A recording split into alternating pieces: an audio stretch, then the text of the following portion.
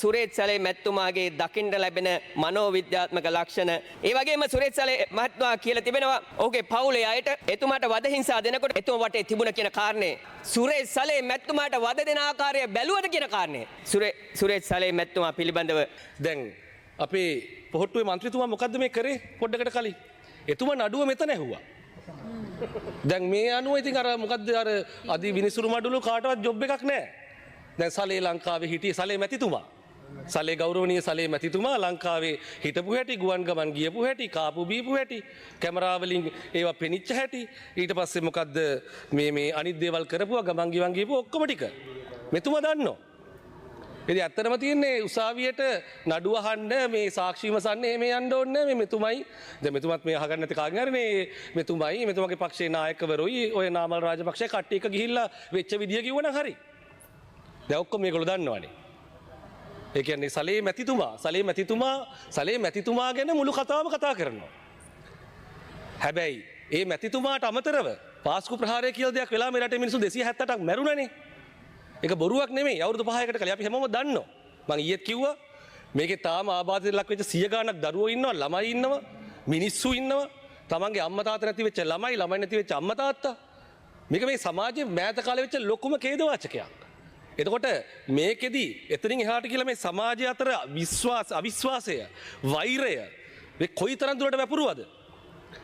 ඒ කියන්නේ සිංහල මිනිහා මුස්ලිම් මිනිහා දිහා බලපු විදිය, මුස්ලිම් කෙනා සිංහල මිනිහා දිහා බලපු විදිය, සැකය, අවිශ්වාසය ඔබතුමීට මතක නම් ඊට සති දෙකකට පස්සේ ඔය නිකවරට ඉඳන් නාත්තණ්ඩියට වෙනකන් මේ රටේ ජාතිවාදී කෝලහල ඇති වුණා. මුස්ලිම් මිනිස්සුගේ ගෙවල් වලට පහර දුන්නා. කඩවල් වලට පහර දුන්නා.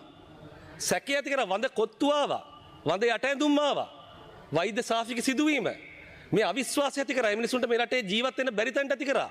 ළමයි එක්ක ඉන්න තැනින් පලායන තත්ත්වයටපත් කරා. ඒ ඔක්කොම කරේ මේ පාස්කු ප්‍රහාරයත් එක්ක. මේ පාස්කු ප්‍රහාරය මේක ජාතිවාදී වෙන ප්‍රහාරයක් බවට අර්ථකථනය කරපු එක. දැන් මොකක්ද කියන පරීක්ෂණයක්ද මේ කියන්නේ? දැන් ආයෙත් කියනවා මේක යම් පාරක වැටිලා මේකේ පරීක්ෂණ ඉස්සරහට යද්දී පරීක්ෂණ ගැන දේවල් මම කතා කරන්නේ නැහැ. මම නම් දන්නේ නැහැ කොහොමද මේ අපරාධ පරීක්ෂණ දෙපාර්තමේන්තුවේ CCTV කැමරා ගහලා තියෙන මොන පැත්තෙන්ද කියලා මෙතුමාගේ මට ඒක ගැන දැනුමක් නැහැ. නමුත් මට පුද්ගලයෙක් විදියට, මට පුරවැසියෙක් විදියට මගේ හෘද සාක්ෂියට මට තියෙන හැඟීමක් දැන් මේක යමක් වෙනවා කියලා. ඒක මට විතරක් නෙමෙයි. ඊයේ පෙරේද දවස්වල ඔබ මාධ්‍ය දිහා බැලුවා නම් ඒ ප්‍රහාර වලට ලක් වෙච්ච මිනිස්සු, ඒ ප්‍රහාර වලකින් නැති වෙච්ච පවුල් වල ඒ දෙමව්පියන්ටත් ඒ හැඟීම තියෙනවා. පළවෙනි වතාවට මේක යමක් වෙනවා, පරීක්ෂණයක් වෙනවා කියන එක. මම දැක්ක හෘද සාක්ෂියක් තියෙන විපක්ෂ මන්ත්‍රීවරු මේක අවංකව කතා කරලා තියෙනවා. එහෙම තත්වයක් තුල තවමත් මේ තරම් ම්ලේච්ඡ මේක මේ දරුවෝ මැති වෙච්ච මේ රටේ ජාතිවාදී කෝලහල හදපු මිනිස්සුන්ට තමන් ගෙදර ඉන්න බැරි තත්ත්වයට පත් කරපු එහෙම ප්‍රහාරයක්, එහෙම ඛේදවාචකයක් ගෙනුවෙන් ඒක ගැන මේ මොනවද එහෙම හොදන්න මේව කරන්න පුළුවන් වෙන්නේ කොහොමද කියලා මම දන්නේ නැහැ.